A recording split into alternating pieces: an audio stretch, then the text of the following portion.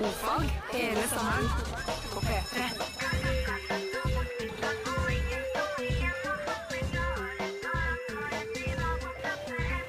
Ordfag med Ylvis på P3.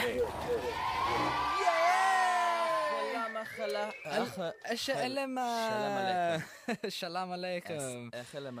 Hallausen everybody in Norway. Det var Nå vi på ordfag igjen. Ja, det godt. Ja, det var godt. Litt sånn Stretch. Det var altså Robbie Williams med Advertising Space. Ja, hva er det han synger? Advertising Space on. Det er sikkert bare en lyd. No. En lyd han lager. Nå kommer vi til å få masse SMS. Det er jo løkka. Ja, mitt navn er Vegard Ylvisåker. Ved siden av meg står Bård Ylvisåker. Hyggelig å se deg. I like måte. Bror og kollega. Ja. Noe du har lyst til å si? Nei, du er lavere enn meg som vanlig. Så dette blir en fin dag. Dette blir en fin dag. Vi har jo som vane å, etter tips fra Klaus Onsdag, å velge hvem som skal være programleder utover dagen. Vi pleier ikke å klare å holde det så godt, egentlig. Nei, eller jeg pleier å avbryte veldig mye. Du er flinkere nå enn du var i begynnelsen. Men jeg synes generelt sett at jeg er morsommere enn deg da. Altså ikke for å være sånn kjip og sånn, men jeg tenker liksom her kan jeg komme med noe som Vegard antageligvis ikke klarer å komme med.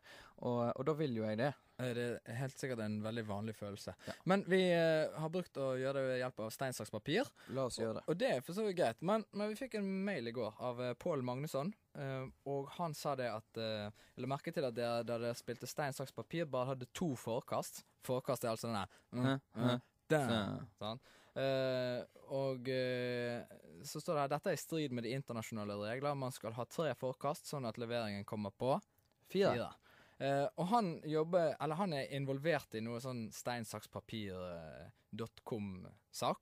Og vi har prøvd å få tak i det. Vi fikk ikke tak i det i dag, men vi håper utover enten i morgen eller neste uke, så skal vi få tatt en prat om det. Vi og EDB får tak i de. Klart vi skal levere på 4 i dag. Ja, men det er unaturlig. Jeg har øvd, og det er veldig unaturlig å levere på 4. Ja, jeg vil inn på 3'eren. Ja, men la oss prøve. Vi gjør det internasjonalt. Ok, klar? Begge tar saks. Begge papir. Og der fikk Vegard stein, og jeg fikk saks. Da tappte jeg, og Vegard er blitt dagens programleder. Juhu! Da er det musikk. Ja, det var en lang intro. Da sier vi navnet og titelen på sangen. Nei, ikke si det. Jo, si det. Nei, si det. Skal vi si det? Jeg vet ikke. Er det profesjonelt? Jeg vet ikke. Kanskje for sent nå. Er det for sent? 5 sekunder. 5 sekunder. Rekker det. 4 sekunder. Okay. Rekker det nå. The Knack med My Sharona. Det var altså The Knack med My Sharona. Vi har fått beskjed om at det heter The Knack, men vi driter i det. For vi synes at The Knack høres mye fetere ut. Så det var The Knack. Da altså. Nå skal vi snakke om dagens, hva skal vi kalle det? Tema? Jeg vet ikke. Vi har jo fått jobb i NRK. Et spennende lite samfunn. Veldig fint. Der man har mange mennesker som jobber med forskjellige ting. En ansatt her på NRK Minde, der vi holder til, heter Tor. Og hans jobb er å fortelle grisevitser. Og gå innom kontorlokalene, slippe en liten grisevits, lodde stemningen, og på den måten spre god stemning. Og dette har gitt enorme avkastninger hva gjelder arbeidsmengde. Vi har med oss Tor her i dag. Velkommen skal du være. Takk. Og i dag skal vi få høre grisevits med Tor.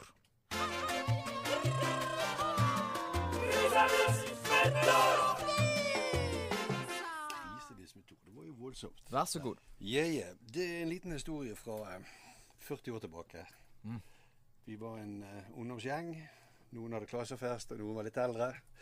Og så var det kommet et nytt produkt på markedet som het orientalsk gryte. Og dette spiste vi, og hadde det jævlig gøy. Feit musikk, flotteste jentene i byen var der, og ja, kos.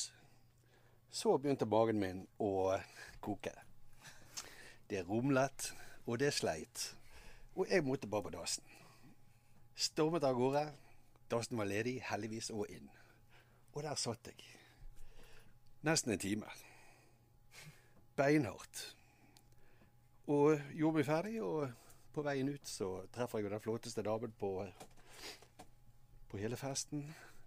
Og stanken står rundt meg, og hun sier: "I helvete, hva er det du har spist?" Og jeg var kjapp i replikken og svarte: "Jeg har ikke spist, jeg har dritt det."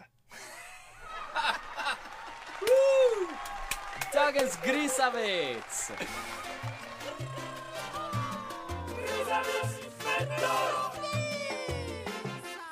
Det er nydelig, du. Legendarisk, Det er ikke- punktlig, presist. Sånn som NRK-systemet vil ha det. Profesjonelt, ikke minst. Kjempegreier. Og det gir altså en liten hint og tips og vink. En hint om dagens kompetisjon. Vegard, kjære programleder. Ja, tusen takk, medprogramleder. Vi skal rett og slett la konkurransen i dag handle om grisevits. Hvis du har en grisevits, det har du sikkert, så send den inn til oss på kodeord OFAG til 1987, eventuelt til ofag@nrk.no. Og den beste grisevitsen. Vi skal rett og slett kåre den beste grisevitsen i landet. Og det er den grisevitsen som er så drøy at den nesten ikke kan sendes, som går av med premien, som er en P3 T-skjorte. Det var altså William Hutt med Take It Easy. Vi har fått inn en del SMS-er allerede. Ja. Det koker. Det koker rett og slett. Folk er glad. Et ømt punkt. Ja, folk er glad i grisevitser. Altså konkurransen er send inn den beste grisevitsen du har til 1987, kodeord OFAG, eventuelt til ofag@nrk.no. Og vi fikk inn en jeg skal lese et par stykker. Ja, gjør det. Gjør det. Vi koser oss. Ja, vi koser oss. Hvordan kan to homofile se hverandre i øynene mens de elsker? Fortell. Den ene har utlagt tarm. Og så her en kort liten en. En liten statement. Ja. Mensen, a bloody waste of fucking time. You got it. Right on the point. Men så likte jeg denne her veldig fint da. Den er litt sånn antiklimaks på en måte. Gud, hvor gøy. Den vanligste griserasen i Norge får du hvis du blander norsk landsvin og Hereford. Der får man rasen edelgris. Here on America's Funniest Videos. 1002 fantastiske facts. Fra en favoritt til en annen. 1002 fantastiske facts. Kjære Vegard, min bror, kom med et tall mellom 0 og 1003, og så får vi se hva fremtiden gir. I dag skal jeg satse lavt. Oi, spennende. Vi skal satse på 19. Og 19, du. Ja. For bare å opprettholde livet i ett år må menneskets hjerne slå ca. 42. Nei, hjerne slår vel ikke. Det var vel hjertet. Jeg tar det en gang til. Ja. For bare å opprettholde livet i ett år må menneskets hjerte slå ca. 42 millioner ganger.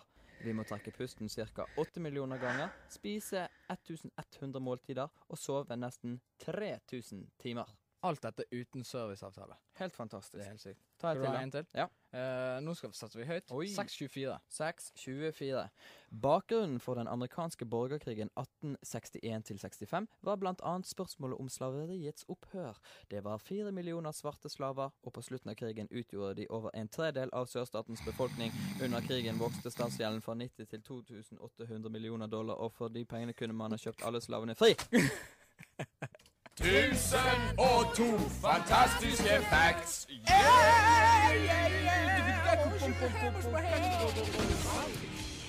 You gotta fight Kost. for your right to party. Beastie Boys. Beastie Boys. Vi har fått inn enda mer SMS-er til vår konkurranse. Send inn grovisen din, den beste grovisen du har på lager, til kodo OFAG på 1987, eventuelt ofag@nrk.no. Det er noen som har misforstått, som trodde at konkurransen var send inn det sykeste du kommer på, som inneholder alt av incest og de jævligste ting i verden. Ja. De får jo vi lese, men av hensyn til lytter så Men de er ganske morsomme, de også. Så lar vi de stoppe. For vår egen del så kan folk bare fortsette å sende en sånn. Men det finnes en og annen humørsprøyder der ute. Ja, skal jeg lese en? Les en. Jeg leser en. Jeg kan ikke bruke alt for mye tid på det, men jeg leser en her som jeg likte veldig godt. Det er en homovits. Gøy! Og det er ganske gøy. Ja. Det er jo gøy, det. Likheten mellom Mike Tyson og Elton John. Begge har fått bank i ringen. Da sikter de altså til fiseringen. Ja da. Ja da. Jeg kommer med en litt artig nettside på internett. Det er ofte der de ligger. Yep. Og det var en sånn liste over litt sånn syke nettsider. Jeg tenkte også å følge det opp litt utover sommeren. Men skal jeg nevne 3 websider som jeg fant i går, som jeg synes var litt artige? Kan jeg på noen måte påvirke det ved å gi et svar? Nei. Nei. Sier du nei, så gjør jeg det allikevel. Tenkte det. Den første som jeg kom over, var en litt artig en. Den var litt sånn, jeg bare syns intensjonen til de som driver websiden er ganske fin, da. Som heter timetravelfund.com. Ja. Det er rett og slett at de som driver den, da, de krever $10 millioner, kun $10 for at noen skal melde seg inn. Og så er da greien at de skal bruke litt av de pengene på å finne ut sånn at de skal lage en tidsmaskin. Så skal de reise fram 500 år i tid. Sant? Altså de skal sette inn på et fond de pengene. Skal de reise fram 500 år i tid og ta ut pengene med enorm interest rate. Yes. Det er et flott initiativ. Det er jo helt kjempemessig. Ja. Og så har du www.findagrave.com. Ja, det Der kan ligger du litt i navnet. søke på graver rundt omkring og legge opp dine egne gravplasser på internett. Ja. Er det en spot, eller er det stein, eller? Jeg vet ikke, men det er bare sånn koselig sånn Du vil jo grav. ikke ha en grav som allerede eksisterer. Du vil jo ha en ny. Ja. Altså en Du innovativ kan grav. melde fra til andre om her er det et gravsted, dere. Ja, ok. Det er jo Plenen min er ledig. plenen min er ledig. Ja. Kom og kjøp. Men så, den som jeg synes var finest, da, det er den som heter Death Clock. Ja, det var den vi tok. Den tok vi. Oi. Altså Dødsklokken. Og det er rett og slett en liten en side der du tar inn litt sånne vitale data om deg selv. Det var vel body mass index og fødselsdato, om du røyker eller ikke, og litt sånne forskjellige ting. Og så får du vite hvor tid du skal dø. Det er jo greit å vite. Ja, til en viss grad. Ja, nå har jeg det på outlooken, liksom. Ja. Det er Det fint. som skjedde da, var jo at Vegard og Geir Barstein, vår gode venn her borte. Jeg kan nevne hvor tid jeg skal dø. Ja. Det er 23. mai 2069. Ages til. Ja. Geir, husker du? Nei, du var 49, var ikke det? Rundt 50, et eller Ja, annet sånt. for du Du er- røykte, du så du røyker. fikk litt fratrekk der. Og Bård Ylvisåker, du har en fantastisk BMI. Det vil jeg. Kjempe-BMI. Og du røyker jo ikke? Når jeg går rundt på byen og folk ser BMI-en min, så sier de oh my god! What a BMI! What a body mass index. Ja. Og jeg røyker ikke Nei. i det hele tatt. Jeg skrev inn hvor tid jeg var født, og så kommer det opp som et slag, Vegard. Som et slag In i the magen. face. Nei, i magen. Ok, mageregion. Hei, Bård. Du skal dø i 2018. Jihad! Det er right around the corner. Ja, fett. Og så står det ikke, og så kommer det sånn her sekundvis, sånn gang, så bare teller ned. Så, men har du noen backup-plan Backup-plan. når jeg dør? Jeg skal jo begynne med flyging og sånn som det er, da. Å ja. Det går ikke an å ha ordfag uten deg, Bård. Nei, sant, jeg gjør ikke det. Nei. Du er på en måte hele livsessensen i dette programmet. Livsessensen. Kjempegreier. Her kommer Primal Scream med Country Girl. Så begynner for faen, så begynner for faen. På P3. Hei, du hører på NRK P3 og ordfag, og Vegard, kan du finsk? Nei. Da ringer vi til Finland.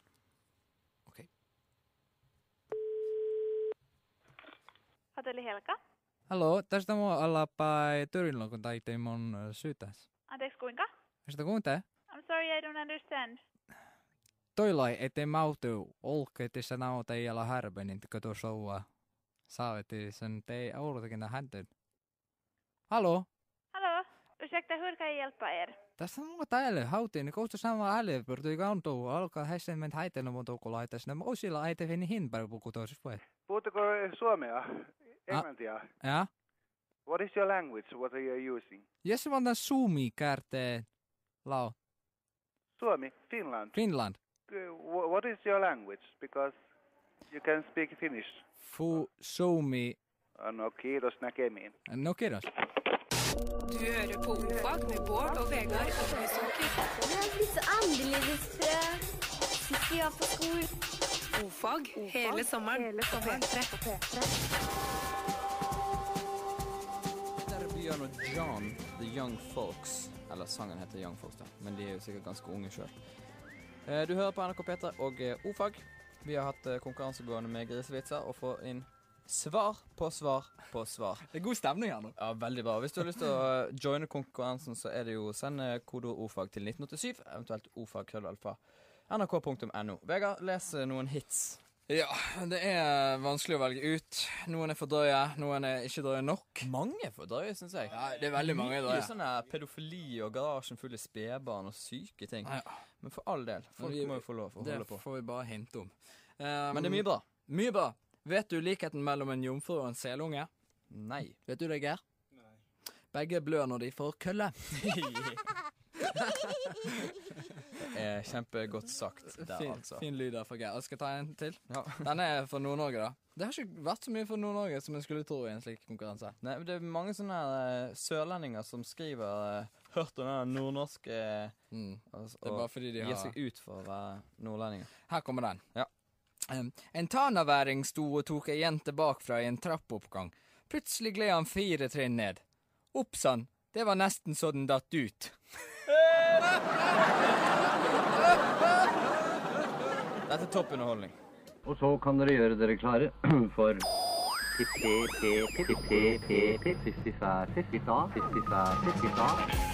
Jeg heter Bjørn Western. Western skal lære dere morse. Bib. Er dere klare? Ja, nå sitter sikkert folk i spenning hjemme og gleder seg til den neste bokstaven. De har sikkert klart å finne ut av at vi bruker alfabetets kronologiske system. Yep. Nemlig fra A til Å. Jeg vet ikke om vi skal ha med Å.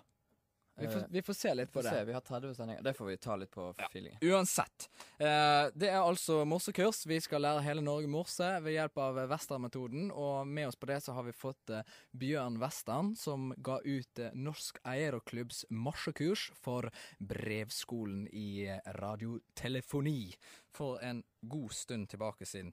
Vi har med oss Bjørn Western i dag, og vi har merket litt misnøye. Bjørn, ble du misfornøyd med det jeg sa i går om det der regnskapsfirmaet morse.com, som at jeg sa at kanskje morsen var litt utdatert? Ja. Ok. Syns du det var dumt? Ja, det var helt latterlig. Ok. Såpass altså? Hadde ikke jeg kjent dere så godt, så hadde jeg tatt morseapparatet og gått min vei. Ok, det må vi bare beklage. Ja. Vi skal prøve å skjerpe oss i dag og bare få opp en positiv vibb om det med morse, hvis det går greit. Er det sånn vi skal prøve å fortsette? Hvis dere er vennlig sinnet innstilt for det hele, så er det bare en leik. Det var neste sommer, og det var jo selvfølgelig Lars Lillo og DJ Ravi. Her i kjøreplanen min så er det en skrivefeil, der står det Ravi med æ. Det likte jeg mye bedre. Ja. Ivar. DJ Resi. Bård? Hei! Litt fakta om bokstaven D i dag. Det kan jeg godt ta. Bokstaven D, en av mine personlige favoritter. Det er den 4. bokstaven i det latinske alfabetet, og på natofonetisk så uttales bokstaven som delta. Ja, nettopp delta. Og det begynte som en egyptisk hieroglyf, som alle andre ting, men det er også der, i likhet med bokstaven C, en liten debatt. Fordi at den på de fleste vis ligner på en dør, som ligger sidelengs og er halvåpen. Men det protosemittiske vokabularet, eller skriftspråket, har tatt utgangspunkt i ideen som en fisk eller en opp-ned-hatt. Så det står mellom dør, fisk eller opp-ned-hatt. Ild, varme, går det an å si? Ildsinte diskusjoner om det der.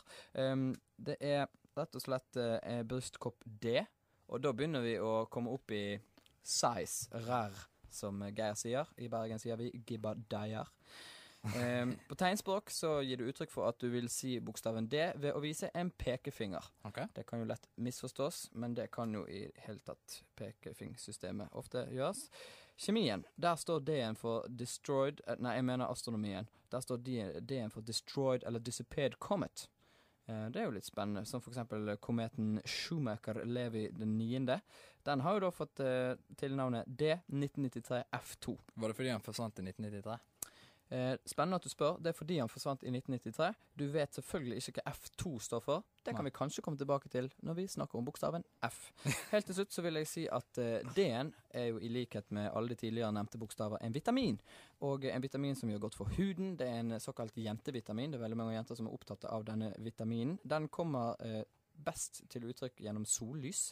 Da blir du utsatt for D-vitamin, og senere forskning viser at hvis man behandler kreft i tidsrom der det er mye sollys, og altså får mye D-vitamin inn, så funker kreftkuren bedre, altså jevnfør cellegift. Så det er en bedre sjanse for å overleve dersom du tar cellegiftkur om sommeren. Da har jeg en veldig fin overgang. Fint.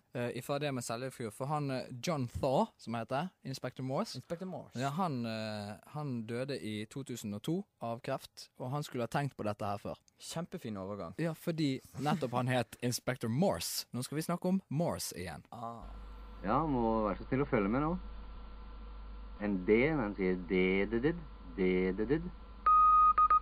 Nå det ikke alle som klarer å høre dette med en gang, men det de første timene som meget, meget viktige, og jeg vil be dere tro på dette.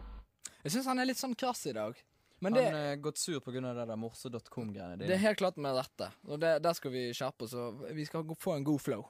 Det de did, altså. Det de did. Og det sikkert sikkert mange som har sittet og hørt på radio på bussen og tenkt hei, det de did, har ikke vi hørt det før? De forveksler med bib. Så det bib. Kan vi høre? Bib. Og Det. Skal vi høre morsene av de to også? Har du B-en? Nei, du hadde ikke B-en. Vi kan simulere B-en. Kjempefint. Vi skal jo prøve å få folk til å lære morse, og da må vi følge opp litt innimellom. I morgen, på fredag, jeg tror hver fredag, så skal vi prøve å få til en liten prøve, der folk kan skrive inn det de hører. Folk har sendt inn masse mailer og sånt, og ytter veldig begeistring for morsen. Ja, og da kan de faktisk benytte vår morsemodul på internett. Vi kjører videre. Vi tar en liten repetisjon av lydskriften. En B, hva sa den? Det riktig. B-bib-bib. Og A-en, den sier titta. Helt korrekt, titta. C-en, den sier setit, korrekt. Så begynner du å ta det nå med en gang, ser jeg. Narina Palou, Everybody's Gone to War. Hei og årsak til nyhendnad. Klokka 12:51 og mitt navn Brynjar Kvam. Innombels. Det spisser seg til i det som nå omtales som sakningsskandaler i Jotunheimdomen. 2 av de 3 som ble sakna i fjellet, har gått til advokatåtak og søkjarmål mot eierne av Jotunheimnaden. De mener å freiste saka si for Gulating lagnadsrett innom kort tid. Dersom saka vært røyna i lagnadsretten, vi førebua på å enke saka til tinghøyring. Om tinghøyringa voter mot, og vi får et leikmålsskjærutvalg, freistar vi høgtingrett med domstolsutvalg. Domstolsutvalget plar felle nedkrenking av pulveriserende bevisdom, og treng soleis ikke søke inn saka for tinglysning jo tredjepart. I fall dette ikke bit, så ser vi ingen annen utveg enn å flytte hele Jotunheimen til Finnmark, der det mindre sjanse for at folk råkar tråkke i ho. Nyhende følger selvsagt saka med argusaugnad. Nå utom hus. Verdensmesterleiken i rundboll ble i dag avslutta. Favorittlaget Frankrike vant 2-1 på 8-10 i det som utvikla seg til å verte en spennende finale mot favorittlaget Italia. Italia var gode på dribling, finting, tesing, sprinting, rulling, klenging, filming, pressing, takling, sparking og skliding. Men franskerne hadde flere triks. De hadde flest triks på lur. De krasa, trimma, sparka, utklassa, samspilla, sikla, fomla, tørva, plukka, droppa, dippa, lobba, triksa og trykka ballen 2 ganger i nettnaden. Nyhenderedaksjonen, gratul. Årsak, nå får jeg inn på øyre at finalen ikke blitt spela ennå, og at jeg soleis dikter og tipper resultater. Artig. Du hørte nyhendnad, og ja, mitt navn Brynjar Kvam. P3.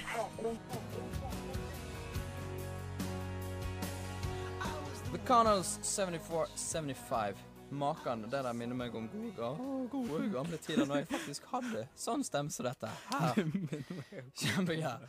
Da vi snart ferdig, og vi skal kåre en vinner av konkurransen vår, som noe av det mest lavmål vi har gjort. Og det ikke gøy å holde på med lavmål av og til? Jo, det synes tydeligvis Norge, for vi har fått så mye SMS at det sier kapp i boksen vår. Vi nevnte det med Grøvelse i Nord-Norge, og her kom det en forklaring. Hei igjen. Grunnen til at det kommer så få grisevitser fra Nord-Norge at det som grisevitser for deres søringer, vanlige vitser for oss fra nord. Det for så vidt et godt poeng. Det godt poeng. Kan vi lese vinneren? Skal vi lese vinneren med en gang? Jeg tenkte jeg skulle lese en liten en først, som ta en ikke kvalifiserer til vinner. Kort og kjapp. Ja, ok. Skal vi se, fanker noen oppfandringer skjønn. Ja, da tar vi bare vinneren. Ja, ok, da tar vi si. Ja, det var mye vi skulle si. Sorry. Vinneren blir rett og slett, jeg vet ikke hva vedkommende heter, men vitsen går sånn. Mannen kommer inn i soverommet til kona med en sau under armen. Dette den purka jeg knuller når du ikke vil, sa han. Men kjære deg, det jo en sau og ikke et purke du har der, sa kona. Hold kjeften din, det ikke deg jeg snakker til.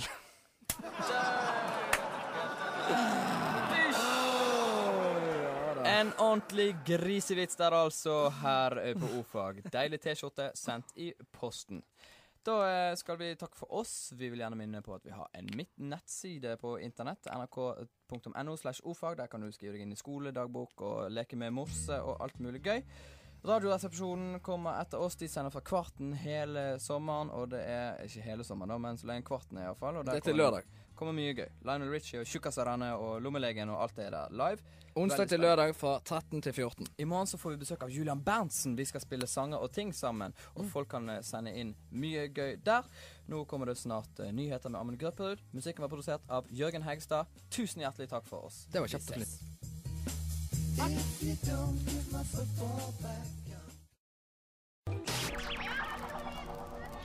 O-fag hele sommeren på P3.